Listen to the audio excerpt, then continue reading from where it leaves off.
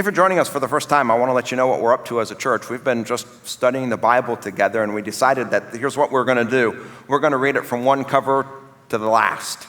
So we started in the book of Genesis, which is the first book of the Bible, and we've just been making our way through. In your bulletins, which are handed out to you today, you can see the suggested reading. If you're wanting to keep up with us throughout the week, that's the reading that you should be reading. And then on the weekends, on Sunday, we're gathering together and we're just studying together, kind of the big picture. And this week, we've come to the book of Daniel, which, by the way, is a fascinating book. I don't know how many of you have been reading this through the week, but man, what a fascinating book. And we're going to have the opportunity to read, I think, really a tremendous passage today. It's one of these that I think is going to leave us wondering, what in the world did we just read? I'd encourage you to turn to Daniel chapter 2. If you didn't bring your own Bibles, you can turn to page 1375, which is where you'll find the passage that we're going to be reading together. I'm not going to read all of chapter 2. I'm just going to be reading some selected verses because it's very long. So one of the things that I want to encourage you is to just have your Bible open before you. And we're going to be reading together, but even after I finish reading, just keep your Bible open. I always say this, there are times, and this happens to me, my mind starts to wander in the middle of a sermon. If your mind starts to wander, just look down on the page and maybe you can continue to read, and maybe that distraction that you have that causes you to wander from the sermon is God's way of getting your attention towards something else. And so just keep a Bible open. We're going to be referring to the passage as we go through several different places. Verse 1, Daniel chapter 2. In the second year of his reign, Nebuchadnezzar had dreams. His mind was troubled, and he could not sleep. So the king summoned the magicians, enchanters, sorcerers, and astrologers to tell him what he had dreamed. When they came in and stood before the king, he said to them, "I have had a dream that troubles me, and I want to know what it means." So let me just fill in here so we don't read everything. This is what happens. He calls all these magicians, sorcerers. He's deeply troubled. He can't sleep at night. He's had this strange dream. He's sure it means something. He kind of knows somewhat what it means, but he needs to know the specifics. And he calls these people who are supposed to know. He says, "Listen, I want you to interpret my dream." And they say, "Well, then, do us a favor. Tell us what the dream was about." He says, "No. Man, I'm not going to do that. If you're really wise, if you know things, you tell me not only what my dream was, but its interpretation." They say, "No, listen, we can't do that. You've got to tell us your dream first." He says, "How am I going to trust that what you're telling me is real if you can't first tell me the dream and its interpretation?" Nebuchadnezzar's no fool. He knows that if he says, "Well, I saw this and this and this," then someone can say, "Well, it probably means this, this, and this." And he says, "No way.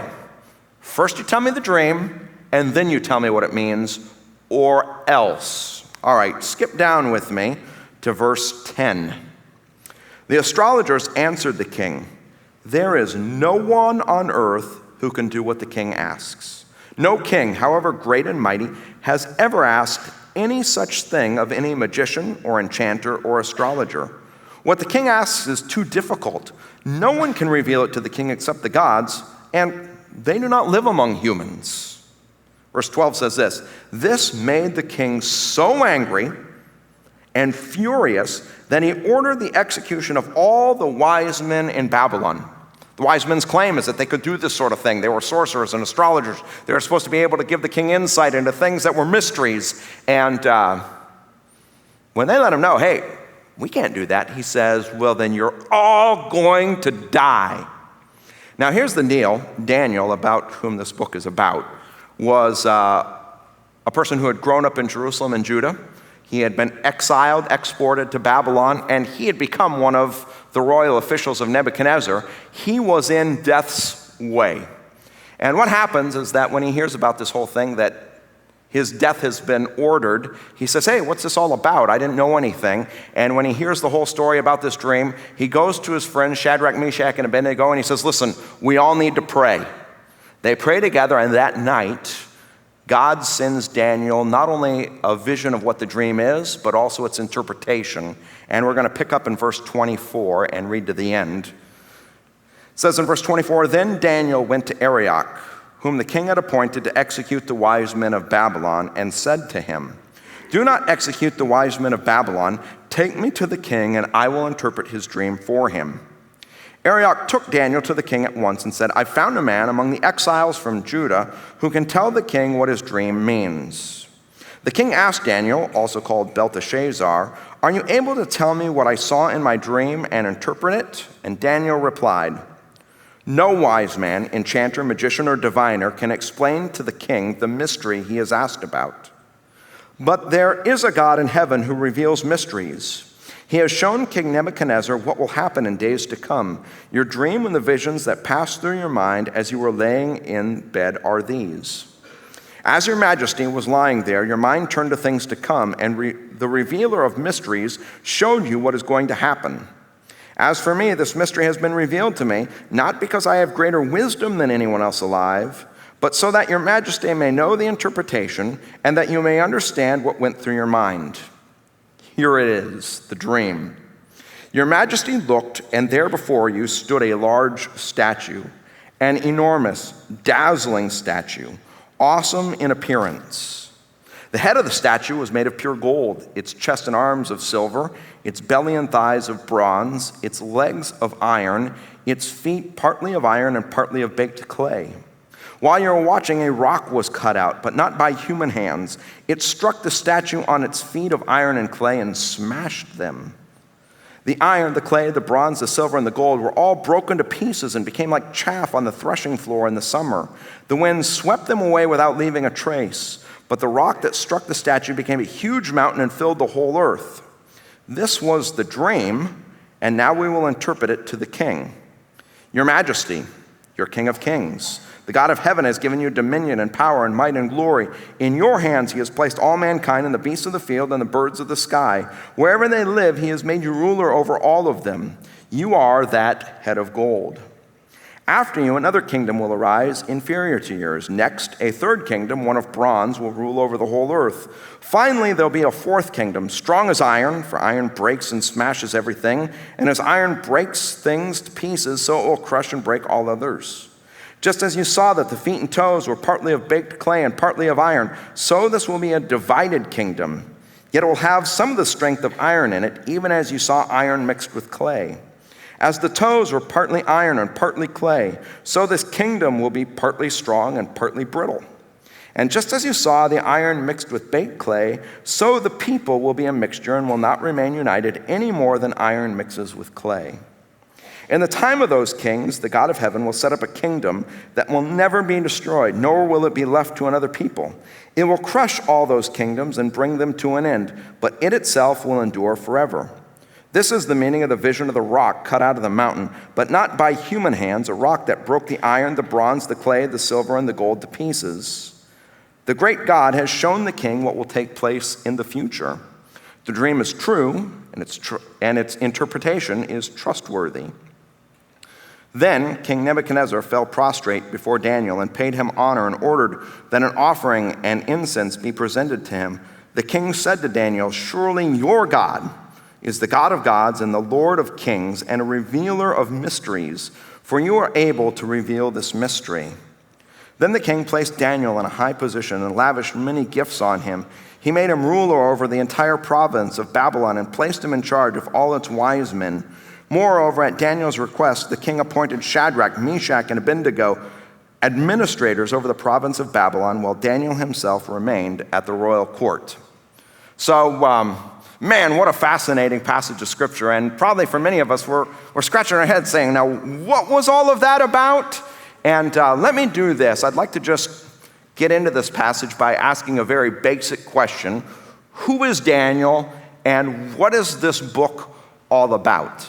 And I'm going to start with a lesson from history. This is just general history that you can find about at Google or from a history textbook. I've been talking about this to a certain extent already, and I think many of you know this, that in the year 587 BC, the Babylonians, with Nebuchadnezzar as the king, marched into Judah and Jerusalem and destroyed that city and its temple. That was 587 BC, 587 years before Jesus was born. Nebuchadnezzar and his armies destroyed Jerusalem, just razed it to the ground, including the temple. And probably you know this by now, that the people who survived that battle, the Babylonians gathered them together and deported them, brought them away from Jerusalem to Babylon, and they were in exile. And you probably know that. Here's what you may not know. 10 to 15 years before that, in about 600 BC, maybe 604 BC is the right date, apparently Nebuchadnezzar came before. And there was a battle, and he didn't destroy the city then, but here's what he did do. He took 10,000 of the leading cities of Jerusalem and Judah. And by the way, you can read about this in 2 Kings chapter 24. He took 10,000 people and deported them. These 10,000 people weren't just chosen at random. They were hand-selected. They were all the professionals. They were the educated. They were the scribes. They were those who were part of the royal court. These were all the business people, the people who were really in charge. And 10,000 people were taken out of Jerusalem and brought to Babylon, and were the first exiles. That's 604 BC, so 604 years before Jesus was born. Let me see if I can explain why. Suppose that you wanted to set up a worldwide empire, and you decided that the way in which you were going to set up your worldwide empire is go conquer other nations. Suppose that you were going to do that, and suppose you went to a place like Jerusalem and defeated the place. And let's say you left the people there and your armies went somewhere else. You would always worry that pretty soon they're going to rebel again. The larger your empire became, the more fires you would have to put out all over the place. Nebuchadnezzar was an extremely gifted person at empire building, and this was his policy. He decided that what he would do was Babylonize. Is that a word? Babylonize? He would Babylonize the people. And so here's what he'd do. He'd take all the educated, he'd take all the wealthy, all the people who were of any importance, and he would bring them to Babylon, and he would re-educate them and try to re-enculturate them so that they left their distinctive culture behind and became Babylonians. And by the way, Daniel was among those who, as a young boy, was carted off. He was educated in the best Babylonian schools. He received just the best education. He became familiar with all their ways and actually got a royal position and was working in the royal court. Now, you might not realize this, but this book is extremely relevant to us today. Here's the reason why. It used to be in the United States that this was a really God-centered culture. I talk to people who are of a certain age, and they tell me, we used to read the Bible in school. We used to pray in school. It was God-centered. It was God-oriented. It was accepted. Christians had a level of acceptance. And this was, people said, it's a Christian nation. Of course, you probably sense this now, right? Is it still that same way? What's happened? Christians once lived in a God-centered culture. Now we live in a pluralistic culture where there's not one true God, there's not one true way, there's no one true truth. It's sort of like whatever goes. And here's what I want you to realize. Daniel came from a God-centered culture in Judah and Jerusalem. He now, as an exile, finds himself in a pluralistic, many gods, many truths, many ways culture, and he needs to navigate that tension. And I would just say this book and other books like Esther, they're good books for us to read because we find ourselves in the same situation. We've been taken out of a God-centered culture. We've been put down into a pluralistic, many gods, many truths, many ways kind of culture. How do we navigate through life as Christians? You may not know this, but Jeremiah the prophet was doing his ministry at about that time. He actually wrote a letter to those 10,000 people who had been exiled away. And his letter is just so important. And I want to spend some time. I'm going to put it here on the screen, some of what he wrote, because I believe there are principles that would guide us as we think about how now to live in a culture that's no longer God-centered, but is relativistic and pluralistic, and there are many gods in many ways and many truths. And here's the letter. This is what Jeremiah said. This is what the Lord Almighty says to all those I carried into exile from Jerusalem to Babylon.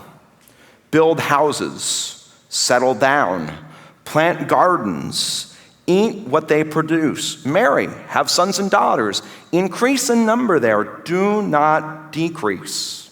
He goes on to say this, also seek the peace and prosperity of the city to which I have carried you into exile. Pray to the Lord for it, because if it prospers, you too will prosper. And a couple of principles. Principle number 1, although it may not seem like it, God is still in control. And he has a plan and a reason for taking us out of a God-centered culture into a pluralistic, non-God-centered culture. God's in charge. He has a plan. There's a reason he plucks his people from God-centered cultures and places them in cultures that are not. I want you to look at these words. Also seek the peace and prosperity of the city, God says, to which I have carried you into exile. When those from Jerusalem experienced it, they experienced as though the Babylonians carried them. God says, who really planned this out? Who really decided that you should be there? He said, I have carried you into exile. That's principle number 1. I mean, here's the thing. We could say to ourselves, well, God's influence is less and less. Where is he really? His influence is diminishing. The ways of this culture are just too strong. The answer is no. You've got to live this way. God is the one who's still in charge. And he has a plan and he has a reason that he's brought his people out of a God-centered culture and placed them in a culture that's pluralistic, and there are many ways, many truths, many gods. Does that make sense? All evidence to the contrary, God is still in charge. And there are reasons. We don't maybe understand them, but there are ways in which he wants to refine and hone us as his people, living in a culture that no longer is God-centered and where we have some kind of privilege or status. We're on the margins now. Just remember, it's God's plan. He has a reason. That's principle number 1. Principle number 2. We as Christians have to reject 2 extremes.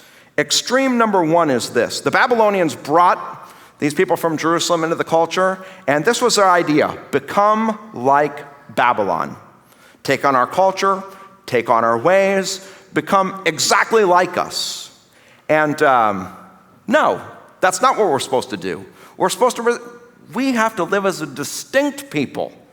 We still belong to God, and that needs to be rejected. And by the way, I think we need to think about this. Our culture is constantly pressing us to become just like the rest of the world, right? Our choices of entertainment, our sexual choices, our family choices, all the kinds of career choices that we make, what we do with our money.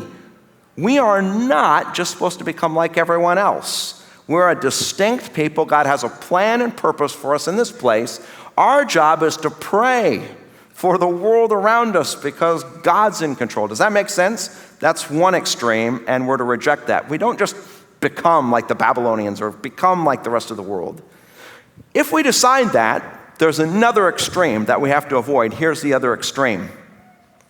Let's just stay by ourselves. We'll cloister in. We're a family. We've got each other's back. Forget the world. We'll escape the world. We'll just live for ourselves. We'll be together. We'll maintain our identity. Do you see what Jeremiah says? He says, no. Live there. Build a house. Plant a garden. Marry away your sons and daughters. Increase. Pray for that place that it will prosper. Here's the thing a lot of Christians do a lot of times. We just huddle together, and the world's threatening, and we're just going to stay by ourselves. Jeremiah says, no. We're to engage culture. We're to pray for it. We're to build our homes and seek the prosperity by taking positions like Daniel did. And here's the words of Jesus in John chapter 17. I think this is so important. He said, my prayer is not that you take them out of the world. Jesus is praying for his disciples, but that you protect them from the evil one. They are not of the world, even as I am not of it. Here's what we need to do. This is a challenge. We don't just become like the world, nor do we try to escape the world.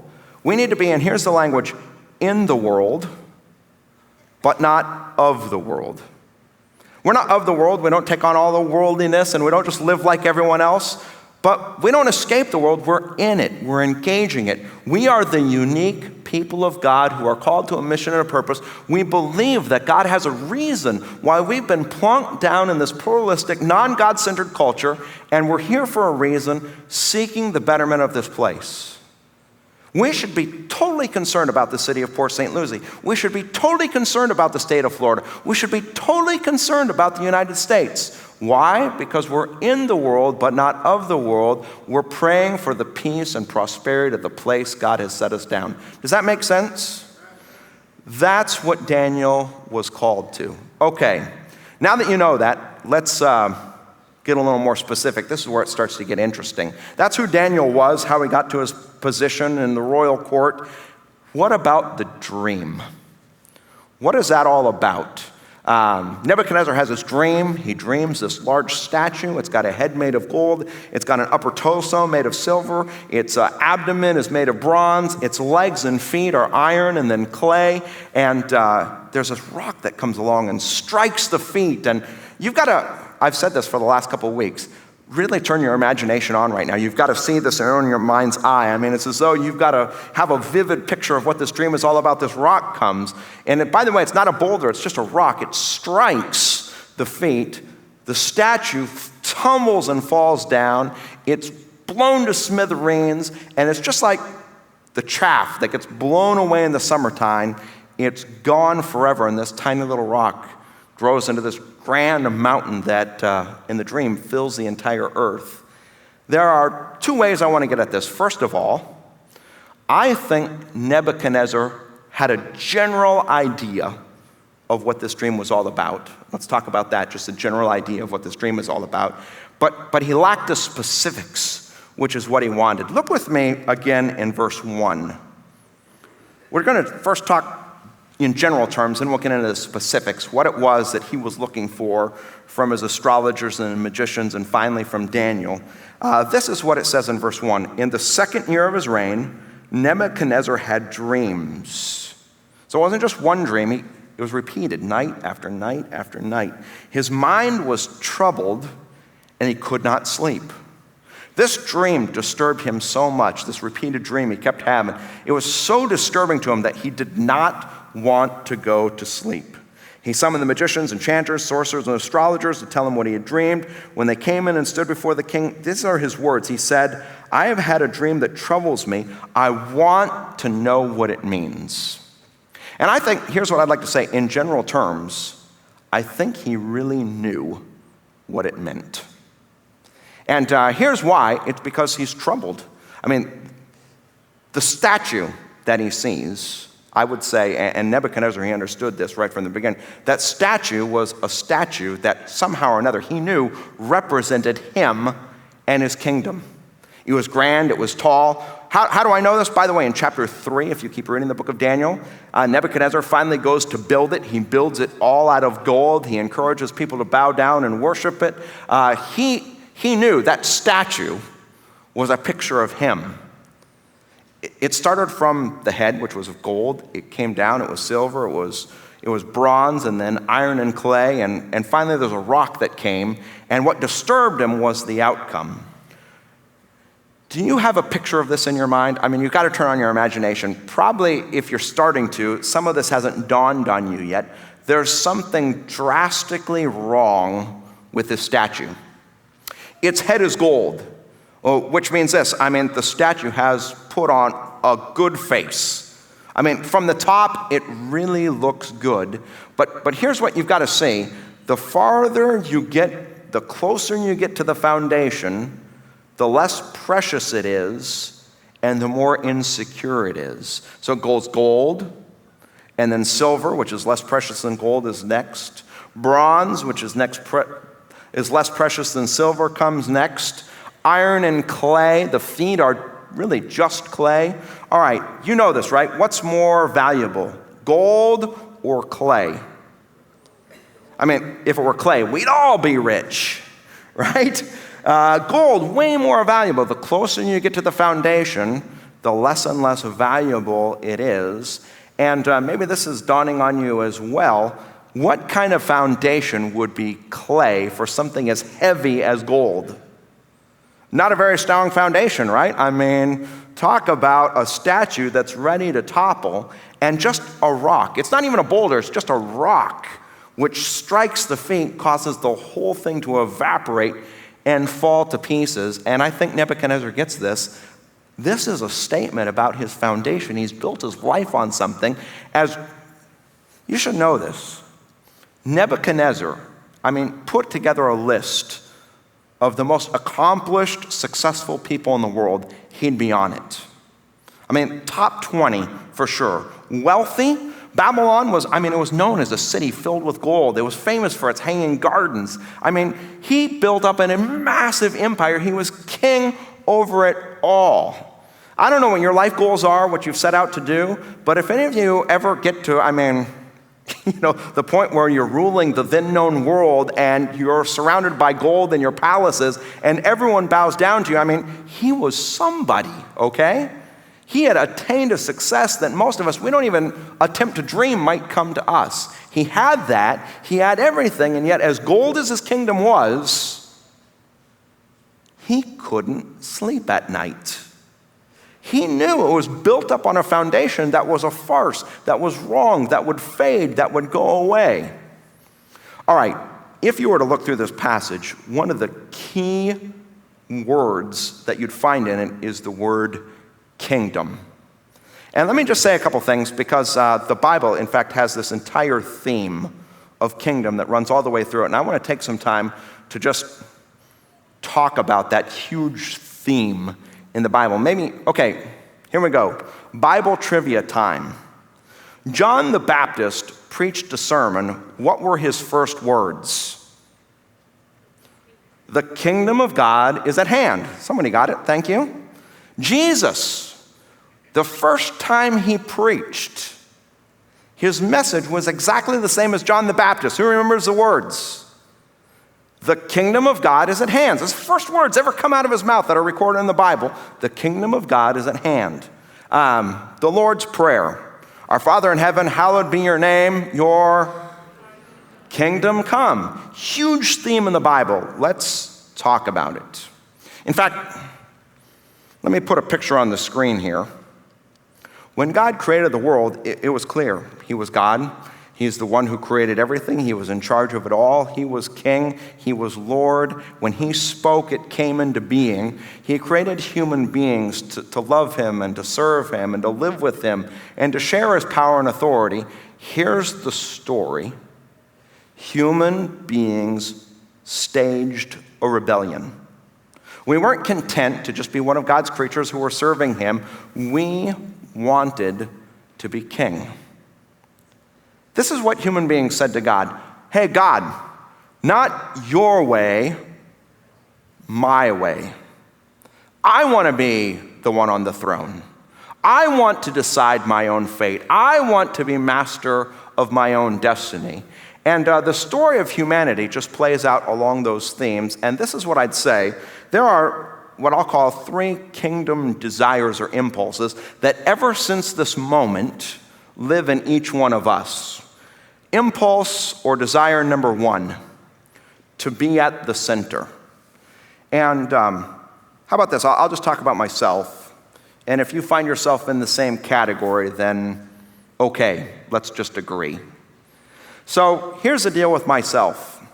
Most of the time, I think the universe revolves around me. Here's my evidence. When things in this universe don't go my way, I'm angry, frustrated, and mad. When my kids don't do what I want, the same set of circumstances when my wife, I don't see her here, but okay, some of you are like, grabbing your wife's hand, and seriously though, I think all of us, we have this impulse or tendency or a desire that's within us we believe and think that we're at the center of the universe and the world revolves around us. I'll just call it a selfishness impulse. It's, when Jesus summarized the Ten Commandments, you know what he said? This is a summary. Love God, love people. The flow of our life is supposed to be outward toward God and toward others, but in our selfishness and self-centeredness, we really, left alone in our sin, the flow is toward me, me, me. And we'll say things like this: God, how could you? Wife, how could you? World, how could you? And I would just say that impulse, it resides in me. Anyone else who sort of identifies, you can just silently nod without letting anyone else know it. Number 2, second impulse, to be sovereign. This is what I mean by it. We all have this impulse or desire to be in control. To be in control of our life circumstances, to be in control of our fate, to be in control of our history, to be in control of our families, to be in control of our children. We want to be in control. And again, I'll just talk about myself, but maybe some of you'll just silently in your hearts nod and say, yeah, I guess I'm a little like that as well. I mean, we spend inordinate amounts of energy trying to manipulate situations so that things go our way. We really want to be in control. Impulse number 3, this is really big, to be accepted. I'll use words like this: to be considered worthy, to believe that our life matters. I think all of us at some point or another, we sense that there's a judgment coming. We put out a really good face. We pretend to be something that somehow, even inside, we know we're not. Why? Because we want to be accepted.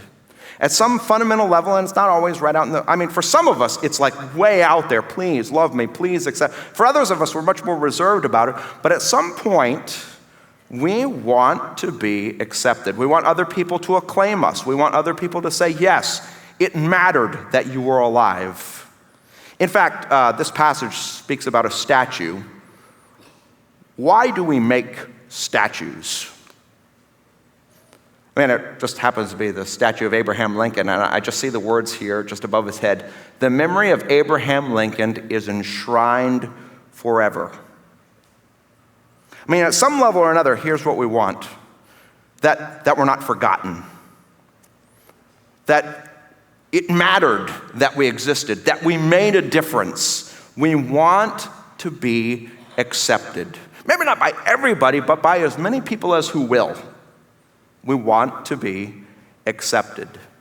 And I want you to look at the words of this particular passage in verse 31. Daniel is recounting the dream to Nebuchadnezzar. This is what he says. He says, "Your Majesty looked, and there before you stood a large statue, an enormous, dazzling statue, awesome in appearance." And here's the thing. Maybe we're not building physical statues like Nebuchadnezzar finally did, but I think in our minds we're at least building mental ones. We're trying to, if I can put it this way, dazzle other people. Some of us, and we just use what we have, we try to dazzle people with our looks. You know who you are. You're so beautiful and good looking, and you just have it. You spend hours in the gym, and man, you look good. You really do. And you notice that other people notice you, and you like it, right?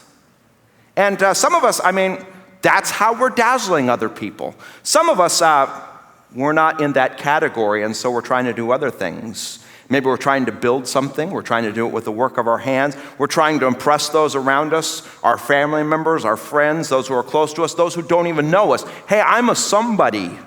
We're trying to build up possessions. We got fuller and fuller bank accounts, some of us. Some of us, we have like 2,000 friends on Facebook. And we're just worried, will this person, when I send them a friend request, will they accept me? I'm a somebody.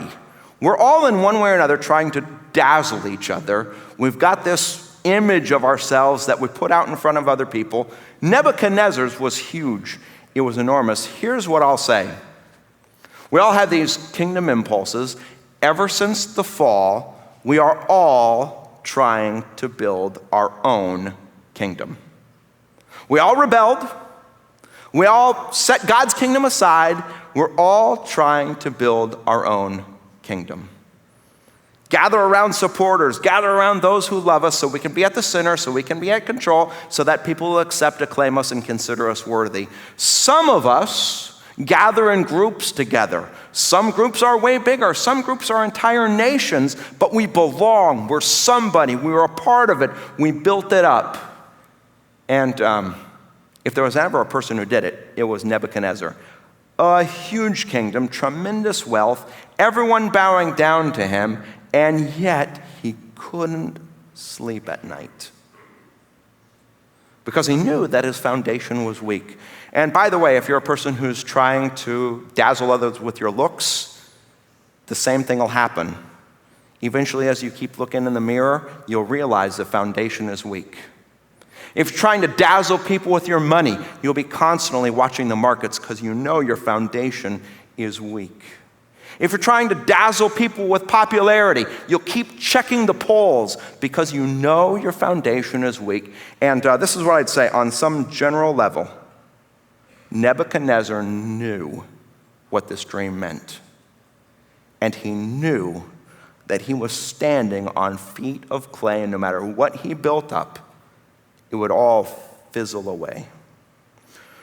Okay, that's in general. But that wasn't enough. He wanted to know the specifics. So do I. So do you. Let's talk about them. And by the way, this is awesome. It's fascinating. It's unbelievable.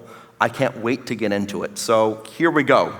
You've got it in your mind, right? Gold, silver, bronze, clay and iron down to the feet, which are pretty much just clay. A rock cut out of a mountain, not a boulder, just a rock comes, smashes the feet. Man, that's horrifying. What is that about? All right, verse 36. This was a dream. Now we'll interpret it to the king. Verse 37, Daniel says this, Your Majesty, you are the King of Kings. The God of heaven has given you dominion and power and might and glory. In your hands he has placed all of mankind and the beasts of the field and the birds of the sky. Wherever they live, he has made you ruler of them all. You are that head of gold, which confirms Nebuchadnezzar's thoughts. The statue is me. And that's what Daniel says. You're that head of gold. Your kingdom dazzles. You are awesome. You are put together. You're a worldwide ruler. You're that head of gold. But then he says this, verse 39, after you, another kingdom will arise inferior to yours. In other words, hey, this is also about history here, and something's going to happen. Your kingdom is going to fall. There's going to be another kingdom that comes after you. It'll be inferior to yours. Next, in the middle of verse 39, it says, a third kingdom, one of bronze, will rule over the whole earth. And then finally, verse 40, there'll be a fourth kingdom. Strong as iron, for iron breaks and smashes everything, and as iron breaks things to pieces, so it will crush and break all others. Just as you saw that the feet and toes were partly of baked clay and partly of iron, so this will be a divided kingdom, yet it will have some strength of iron in it, even as you saw iron mixed with clay. As the toes were partly iron and partly clay, so this kingdom will be partly strong and partly brittle. And just as you saw the iron mixed with baked clay, so the people will be a mixture and will not remain united any more than iron mixes with clay. Now, as we've been going through this Bible series together, I've pointed this out to you a number of times. There are four kingdoms spoken of here. First, the Babylonians, and then another one, a third one, and a fourth one. And I've just, again, fifth grade history book. Go and Google this if you want, Wikipedia. It turns out that Babylon was replaced by Persia. In fact, this intersects with biblical history because the emperor of Persia was a man named Cyrus, and he's the one who first let the inhabitants of Jerusalem go back home. After the Persian Empire, there was this fellow, his name was Alexander the Great. He was bent on world conquest. He went over the then known world and conquered it all. And the Greeks took on. That's the third kingdom. Finally, there was a fourth kingdom. And it just so happens this is the tale of history. Each one of these kingdoms was replaced by the next.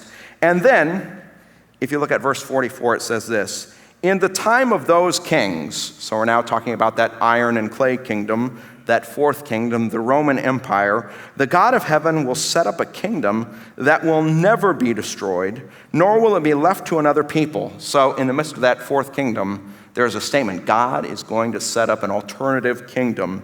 It will crush all those kingdoms and bring them to an end, but it itself will endure forever. He says, this is the meaning of the vision of the rock cut out of the mountain, but not by human hands, a rock that broke the iron, the bronze, the clay, the silver, and the gold to pieces. Question: what is the rock? Let me say a couple things about it. First of all, just a little bit about history. Maybe you've read before Luke 2 or heard it. It goes like this: in those days, Caesar Augustus issued a decree that a census should be taken of the entire Roman world. It talks about how everyone went to their own hometown to register, and Mary and Joseph, because they belonged to the house and line of David, went to Bethlehem to be registered. You remember that story? Which empire was on the throne then? Was it number 1, 2, 3, or 4? You know, it's number 4, the Romans, right? He says, in the time of those kings of that fourth empire, you've got Julius Caesar, Augustus Caesar, Tiberius Caesar, so on and so forth, Caligula, and everybody else. In the time of those kings, God is going to do something. 2 observations about this rock. Observation number 1, it's a rock. Now, I want you to think about the imagery of this dream. There's gold, there's silver, there's bronze, there's iron, there's clay, and there's a rock. Which one is the least valuable? The rock, right? They're everywhere. We don't notice them at all. And yet that is the start of the kingdom. And I'd just like to say something about Jesus, because undoubtedly you know that this prophecy refers to Jesus. Here are words used in the Bible about him: despised, rejected, a man of sorrow, familiar with sufferings. There's nothing beautiful about him that men should be attracted to him. In the eyes of the world, and we are people who live in a pluralistic society that's non-God-centered, does the world regard Jesus as anything? No. He's not gold, he's not silver, he's not bronze, he's not iron, he's not even clay. He's nothing to this world. And yet, here's the vision. That rock is a start of a kingdom that will endure forever. That rock is going to come at the time of the Romans and grow into a huge mountain. Observation number 2. Several times in this passage, you see it, and you see it here in verse 45. This is the meaning of the vision of the rock cut out of the mountain. It says, but not by human hands. So the Babylonians, the Persians, the Greeks, the Romans, my little mini kingdom, your little mini kingdom, whose hands have made it? We attribute it to our own hands, right? I'm a self-made man. I'm at the center of the universe. I pulled myself up by my bootstraps. I made this kingdom. I rule over this empire, right? This rock is something totally different. It comes from God. It's something that we didn't do. It's something that he did in and of himself. One final observation, and I just pointed out the language here. The rock grows to be a huge mountain. It starts small, but it finally pervades everything until it wins and dominates. What a tremendously relevant vision for us, who once lived in a God-centered culture but now find ourselves in a pluralistic society that doesn't regard God or Jesus at all. Here's the call of the good news. It's always out there. If there is anyone who will turn from their sin and its consequences, from their own puffed up sense of self-importance and pride, if you'll turn from that to put your faith in Jesus, you will have a brand new life. If you turn to Jesus and put your faith in him, it will involve at least 2 things. Number 1, trust. Number 2, surrender. Trust. we trust that although this world does not regard him, although the world rejects and says, hey, that's nothing, that if we put our faith in him, he will give us new life and save us. And then we, number two, surrender. When we surrender, this is what we say, hey, I acknowledge I'm not God. I acknowledge I'm not king. I acknowledge I'm not in control. I acknowledge that I'm not at the center. Jesus, your Lord, your King, your God. It's not my way anymore, it's your way. That's surrender. And let me tell you something, it's so freeing to do that. When you finally recognize that you're not in control, that you're not God, that you don't have to build your own kingdom, you'll look down and you'll say, you know what, I'm finally standing on solid ground. Anyone who tries to build up their own kingdom will always look down, and you'll always, whether it's about looks, money, career, family, whatever it is, you'll always know, man, I got a lot of sleepless nights ahead because this thing isn't going to last. One last thing I'd like to say, it's about acceptance. At some level, every human heart cries out for acceptance. Am I worthy? Does my life matter? If you look to your appearance to tell you that you're accepted, you won't sleep at night. If you look to your bank account to tell you that you're worthy, you won't sleep at night. If you look to see how many friends you have on Facebook to find out whether you're accepted, you won't sleep at night. Here's the good news of this rock, who in the time of the Romans came into this world, was despised and rejected. He finally took upon himself the cross. And here's what happened. God took all our sin, all our shame, all of those things that cause us to worry about whether we're accepted or not. He put those things on Jesus. Jesus received them and paid the punishment that we cannot pay. And if we turn in faith to Jesus, if we say, I believe in you and I surrender to you, then here's the thing. God says this to you, I accept you. I love you. Let me tell you something. If you stand on that rock of the God of the universe saying, I accept you, I love you, it won't matter how you look. It won't matter what's in your bank account. It won't matter what job you have. It won't matter what your friends and family members say or what they think about you, because the God of the universe says, that one, I accept him or her. She or he is mine. I love him or her. Do you get that? I love you, God says. And if you have that kind of acceptance, you'll finally look down at your feet and say, I'm standing somewhere firm. And so why not today, if you walk through these doors, put your faith, your love, and your trust in Jesus Christ and surrender to him as King. The rebellion is over, and he's King.